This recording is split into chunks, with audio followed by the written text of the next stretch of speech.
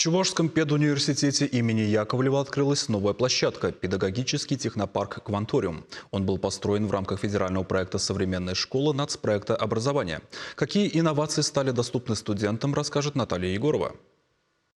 Это уже второй технопарк, созданный в ВУЗе за последние 3 года. В новом пространстве оборудованы 3 локации – лаборатории естественно-научного, технологического образования, а также записи вебинаров и презентационного контента. В рамках нацпроекта образования около 20 миллионов рублей было направлено на закупку оборудования. Это современные компьютеры, цифровые лаборатории, 3D-принтеры и сканеры, станок лазерной резки. Эти современные образовательные площадки позволяют студентам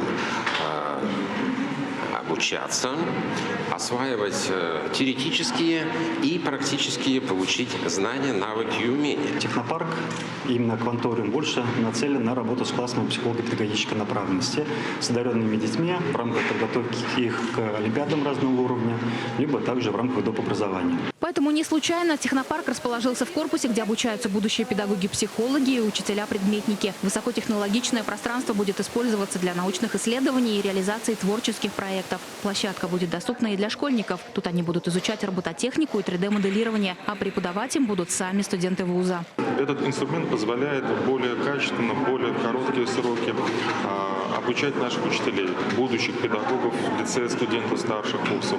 Ну и кроме того, приглашать сюда школьников для дальнейшей профориентационной работы. Совместная подготовка педагогов, развитие кадрового потенциала 2 республик и научная деятельность. Новые возможности открывает и подписание соглашения между министерствами образования Чувашии, Марий Эл и педуниверситетом. Педагоги вуза уже разрабатывают образовательные программы, ориентированные не только на студентов, но и на школьников, а также учителей Чувашии и Марий Эл. Наталья Егорова, Надежда Александрова, Вадим Владимиров.